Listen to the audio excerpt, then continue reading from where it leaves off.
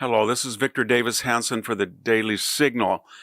I want to talk about our so-called experts. We know they've been wrong when they sign these collective letters. 51 intelligence authorities assured us Hunter's laptop was pretty much made up in Russia. But recently, in some of the marquee newspapers, sites, Wall Street Journal, Bloomberg, of course, the New York Times, they've made a series of statements by so-called experts that are absolutely confounded by reality. Let's take Iran. We get all of these stories that the combined Israel and the later United States strikes on the three key sites of uranium enrichment in Iran may not have done very much. We had a leak from the Pentagon, of course, that the media picked up that there was marginal damage. Anybody who looked at the post-operational photographs could see that there was substantial damage. And so we had David Albright,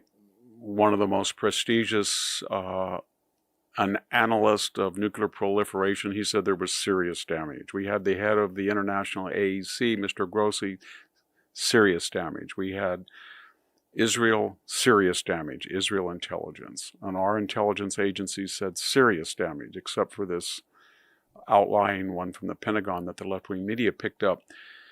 So there is serious damage. I don't know why the left especially tried to suggest there wasn't. Remember, this is very, very ironic and paradoxical. The left told us before there was no need to strike Iran because they were months or years away from developing a bomb. There was no real existential danger now.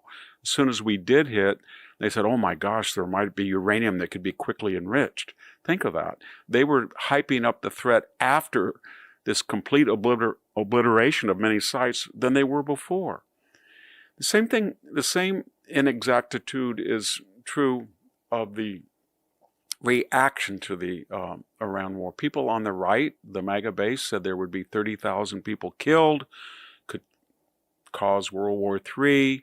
We were told by the American and European left that we were going to mix up a cauldron of hatred.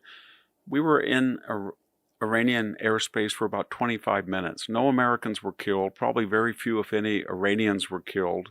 Immediately, Donald Trump was able to enact a ceasefire when Iran retaliated and hit our base in Qatar with some ballistic missiles. We had 22-year-old, 23-year-old skeleton crews manning those Patriot batteries. They knocked them down.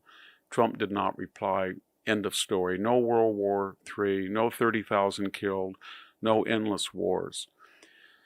Then we get to the border, and we were told that there's only one solution for the border, and that was comprehensive immigration reform. We heard that for years.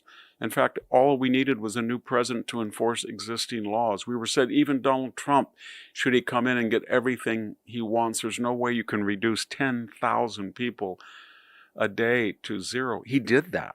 He did that. We were told that self-deportation was a myth. That was Mitt Romney's idea in the 2012 election. He kept saying, we can self-deport a lot of people. They will want to leave. But he had no plan how to do it. Donald Trump's ICE and Border Patrol and DOJ came up with a tripartite system. If you self-deport and you go back and you ever want to come back, you can, legally. You can reapply. But if you're apprehended in the United States illegally, you can't come back, at least for 10 years. And we will give you $1,000 to go back. And we will pay your air ticket deep into your country. And you know what? Almost 1 million people have self-deported. And the immigration is now exclusively a problem of how to round up the people who came under Biden's administration, not to prevent new people. They're not coming because of these deterrents. Finally, the Wall Street Journal told us that the tariffs in March and April, they were going to crash the stock market.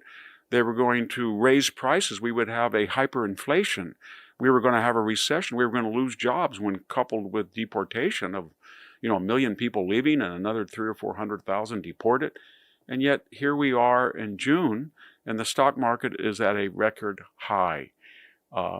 the Japanese, the Chinese, their prices for their products, despite the tariffs that they are paying, are the same, if not lower. Job creation is good. What am I getting at? Donald Trump is pretty commonsensical. If you take 1 million people away that were working in the shadows at cheaper wages and hurting American job opportunities, and you make countries that had asymmetrical tariffs and were responsible for a $1.1 trillion trade deficit, and you can stop that, and they still want entry into the American market, then you can have an economic renaissance. So just to conclude, on nuclear proliferation, wrong. On a forever war following the bombing of the uranium enrichment plants in Iran, wrong. Wrong on the border, that it couldn't be defended, that you couldn't stop illegal immigration, you couldn't self-deport people. Wrong on tariffs, wrong on the so-called trade war, no recession, no inflation, no sudden loss of jobs. What is the analysis that binds all of us together, whether it's the Wall Street Journal, as I said, or Bloomberg, or any of these so-called economic gurus who write on those pages? You should try to shed your Trump derangement syndrome, because it's really affecting your powers of judgment and analysis, and you're going to lose readers. You are so wedded to the idea that Donald Trump is going to destroy the United States because of your personal animus. You cannot see that most people have common sense solutions. Close the border. Tell people to leave who are here illegally. Tell countries not to put tariffs on our goods unless they want tariffs on theirs. And don't ever underestimate the U.S. Air Force when it flies into an undefended airspace. In short, most of the criticism of Donald Trump was not based on reality. Is this going to stop that fraudulent reporting? No, it's going to continue. But we're going to be astute and awake for their inconsistencies. Thank you very much. If you enjoy this content, please consider subscribing to my channel to stay up to date with future videos. Thank you for watching.